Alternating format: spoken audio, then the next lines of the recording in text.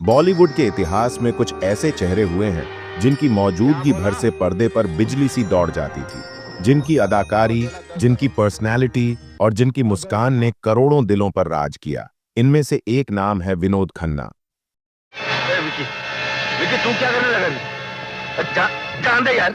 ठाकुर विक्रम सिंह को सुअर नजर आ गया। सुमेर क्या बोला? जोर से लगी क्या? हाँ। मैं तो बहुत बचा बचा के मार रहा था। बचा के मार रहा था। अरे तूने कमाल कर दिया। वो जो तूने एक्टिंग की ना, जो नकली दांत निकाला कार। अबे वो नकली नहीं असली था, ये देख। अरे तेरा तो एक दांत गया।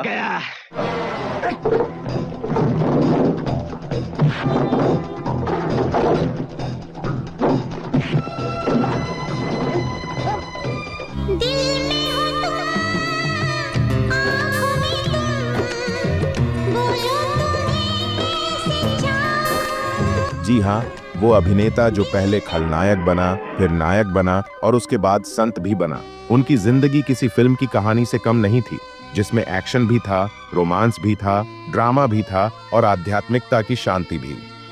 आपके और मेरे सोचने के अंदाज में बड़ा फर्क है। जो एहसान को एहसान नहीं समझता, मैं उसे इंसान नहीं समझता।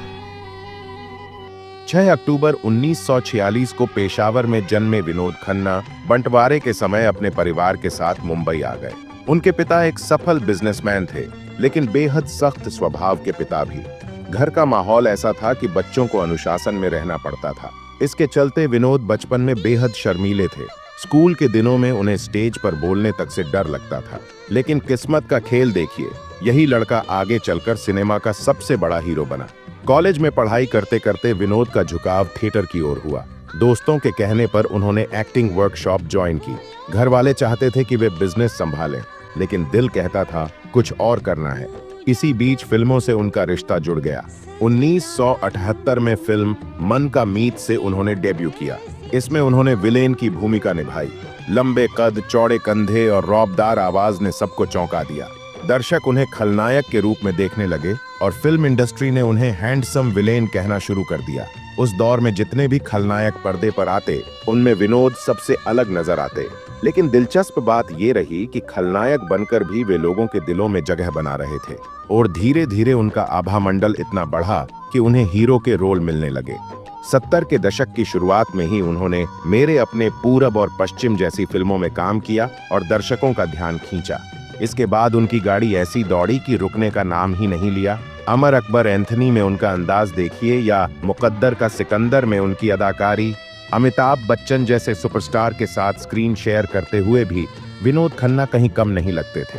कई बार तो समीक्षक लिखते थे कि पर्दे पर अगर कोई अमिताभ को टक्कर दे सकता है तो वो सिर्फ विनोद खन्ना है। 70 के दशक से लेकर 80 के दशक की शुरुआत तक वे सुपरस्टार की ऊंचाइयों पर थे। उस दौर में दर्शक उनकी फिल्में देखने के लिए थिएटर खचाखच भर देते थे। रोमांटिक हीरो हों या एक्शन स्टार, विनोद हर रूप में फिट बैठते थे। लेकिन सफलता के इस शिखर पर पहुंचकर भी उनके निजी जीवन में हलचल थी। उन्होंने गीतांजलि से शादी की और 2 बेटे अक्षय खन्ना और राहुल खन्ना के पिता बने। लेकिन लगातार काम और तनाव के कारण वैवाहिक जीवन प्रभावित होने लगा। फिर उनकी जिंदगी ने ऐसा मोड़ लिया जिसकी उम्मीद किसी ने नहीं की थी। 1982 में अचानक उन्होंने फिल्मों को अलविदा कह दिया। करोड़ों की कमाई छोड़ दी, शोहरत छोड़ दी और चल पड़े ओशो रजनीश के आश्रम। पुणे और अमेरिका में उन्होंने ओशो के साथ कई साल बिताए। फैंस और इंडस्ट्री दोनों हैरान रह गए कि करियर की बुलंदियों पर बैठा सितारा अचानक संत क्यों बन गया। ओशो के साथ रहते हुए उन्होंने आंतरिक शांति पाई, लेकिन परिवार और दोस्तों की याद ने उन्हें वापस खींच लिया। 1987 में वे दोबारा फिल्मों में लौटे।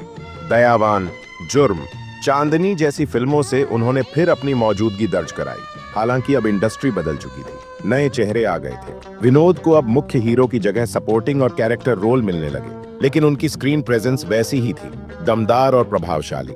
इसी बीच उन्होंने राजनीति की ओर रुख किया। भारतीय जनता पार्टी से जुड़े और पंजाब के गुरदासपुर से सांसद बने। उनकी साफ सुथरी छवि और लोकप्रियता ने उन्हें राजनीति में भी सफल बनाया। वे केंद्र सरकार में मंत्री भी रहे और जनता की सेवा को उन्होंने अपने जीवन का अहम हिस्सा बनाया। निजी जीवन में उन्होंने दूसरी शादी कविता खन्ना से की। इस रिश्ते से उन्हें 2 और संतानें मिलीं, साक्षी और श्रद्धा। इस तरह उनका परिवार बड़ा और सुखी होता गया। लेकिन जिंदगी हमेशा खुशियों का पैगाम नहीं देती। 2016 में पता चला कि वे कैंसर से पीड़ित हैं और इलाज चल रहा है, लेकिन हालत बिगड़ते गए और 27 अप्रैल 2017 को 70 साल की उम्र में उन्होंने इस दुनिया को अलविदा कह दिया। उनके अंतिम संस्कार में पूरी फिल्म इंडस्ट्री और राजनीति जगत मौजूद रहा। हर किसी की आंखें नम थीं, क्योंकि सब जानते थे कि वे सिर्फ एक अभिनेता नहीं थे, बल्कि एक अच्छे इंसान भी थे। आज जब हम उनकी फिल्मों को देखते हैं तो लगता है जैसे स्क्रीन पर कोई राजा खड़ा हो। उनकी पर्सनैलिटी में वो जादू था कि दर्शक उन्हें कभी भूल ही नहीं सकते। कुर्बानी हो या दयावान, अमर अकबर एंथनी हो या मुकद्दर का सिकंदर, हर फिल्म में उनका अंदाज याद रह जाता है। कहा जाता है कि अगर विनोद खन्ना ओशो आश्रम न गए होते तो शायद वे बॉलीवुड के नंबर 1 सुपरस्टार होते, लेकिन शायद यही उनकी जिंदगी की खूबसूरती थी।